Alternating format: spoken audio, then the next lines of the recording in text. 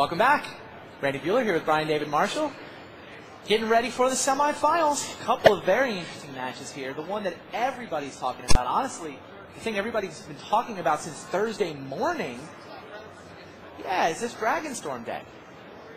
Pat Chapin, Mark Herberholz, Gabriel Nassif, they all disappeared. They didn't want to work with big teams. They just like the three of us.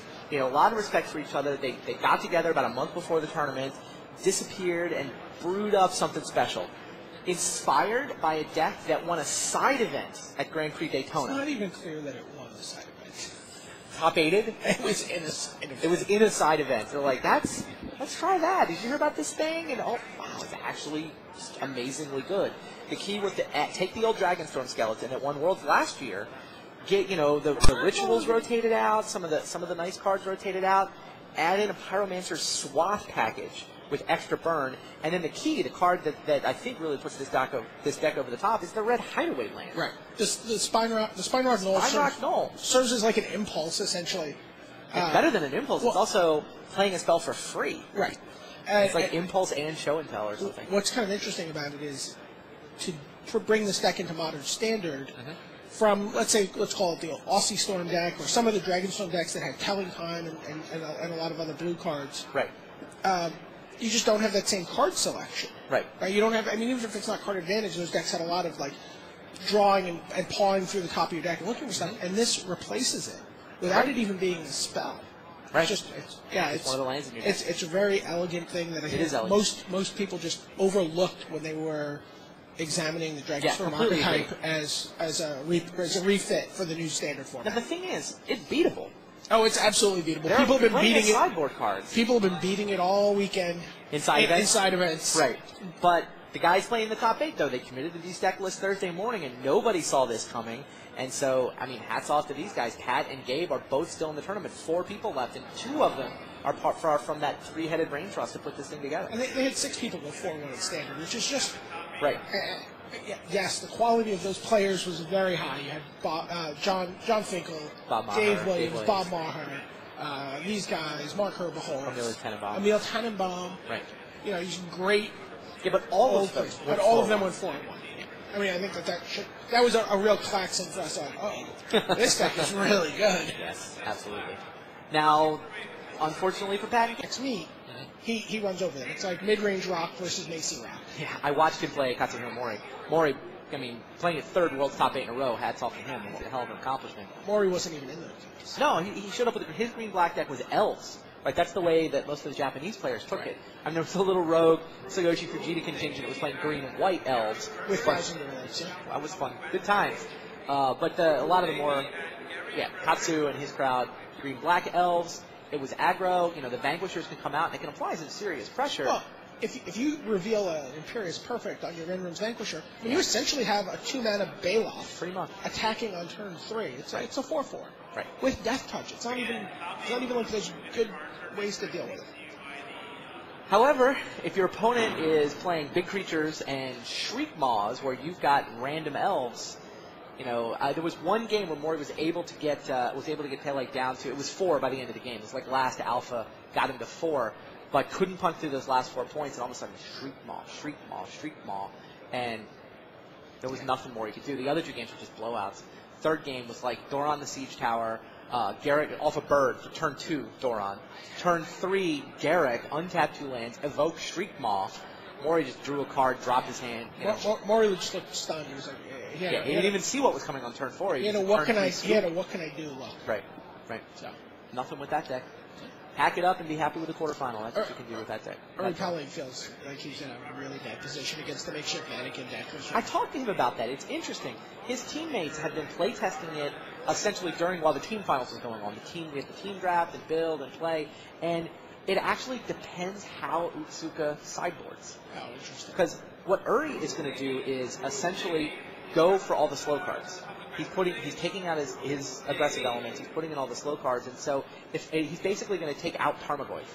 He's going to take out all of the Eye-Blight's ending targets. So Shriek Maw and Eye-Blight's ending turn into bad cards because his deck is now black creatures. Okay, interesting. Now, if Otsuka figures this out and sideboards a bunch of Thought Seizes into his deck, Well, now the Thoughtseize is essentially going to put Otsuka back over the top again. But if Otsuka's deck is full of creature kill and, Peleg essentially takes all the good creatures out, takes all the, the green creatures anyway, it could be interesting. So Peleg against VMAsh was helping him with his sideboard strategy. So pretty interesting stuff. What about the matchup between the two Dragonstorm decks? I mean, they're almost identical lists, right? Yeah, Dragonstorm, almost identical lists. Nassif is -2 Tarfire, +1 Riftbolt, +1 Pyromancer Swath from Patrick's deck. Yep. Let's go watch that match. Okay. Nassif is up a Swath, gives him a slight edge. Art probably, he's a better player. He's probably one of the best players in the history of the world versus a very good player in Pat Chapin, but not one of the best ever. Let's see how it turns out. Okay. Let's go down and watch some semifinals.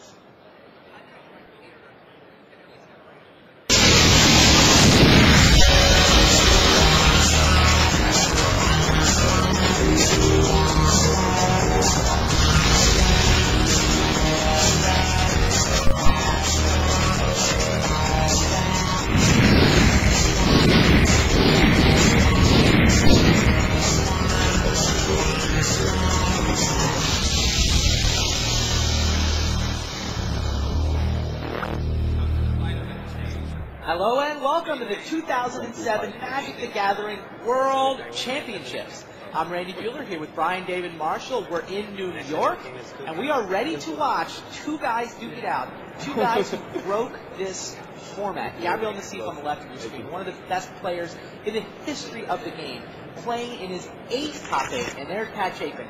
Pat Chapin has gone 8.5 years without a top 8 appearance. He's been around the scene, he's been in, he's been out. He's now back in the top 8, 8.5 years later. His 3rd top 8 of his career. These guys worked together. They worked together. They came up with a Dragonstorm deck totally out of the blue. Nobody was expecting Dragonstorm. They thought the rotation killed this strategy, but they pieced it together with Pyromancer Swath, shocked the field. Everybody was winning with this deck. Everybody who played this deck, the small number of people who played this deck, all were winning on Thursday. And now here we are, 4 people left in the tournament, including 2 copies of this deck. One of them is going to get through to the finals. We will see which one. Literally shocked. Yes. It's the scariest words you can hear from Pat Chapin. Shock you. Shock you. You've got a board full of creatures, and he says, shock you. Yes. There's a spine rock on the table. It generally means something really, really bad is going to happen. Pyromancer Swath is nice, but it's really the spine rock that puts this deck over the top. That was the key discovery that allowed Dragonstorm to become a viable option again. You dig for 4, something goes under there, you can cast it for free if you deal 7 to your opponent. So what they've done is to fill the rest of the deck with burn spells. Shocks, Incinerates, Rift Bolts. Chapin's even got a couple of Heartfires, and his 2 cards different from the seats. And Patrick led off with Spine Rock. Yes. And Gabriel Nassif led off with Lotus Bloom. Interesting to know. He played turn 1 Lotus Bloom? He did play turn 1. Yeah, that's not the way you normally play it out with this deck, but I guess he wanted to rush it out. Patrick's been definitely holding his Lotus Bloom until turn 2. In fact, he did that in this game as well. Right. It syncs up better for Dragonstorm mana. Yes. Is that's the But I think Nassif had multiple Red Flames, so that means he can go a turn early. But he needs a business spell. He does need a business spell. Is he going to suspend Riftbolt here and just hope? I mean, he does not particularly want to see Chapin's Lotus Bloom resolve. He may just go for it. I mean, he's going to have Lotus Bloom resolve next turn. Yeah, it's not like the Riftbolt's doing anything else. Well, I mean, you can save it to set up Storm on a future turn. But I mean, if Nassif can top But that. he's got the other 5 points of damage in his hand. He's fine with the Dragonstorm for 3. True. Alright, Nassif ships the turn. Basically, the score of this game is going to be 20-20 until the last turn. Chapin's Lotus, what does Chapin's name got? Chapin's got a bunch of burn. He's got the Swath, and he's got the Knoll. And he's got the suspended. Now he's here. He's set up for next turn. Riftbolt will resolve. He'll be able to deal 7. I didn't see what happened to that Knoll.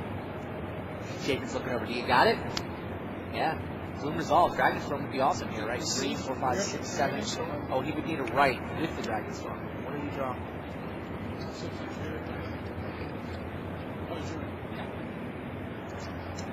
Yeah.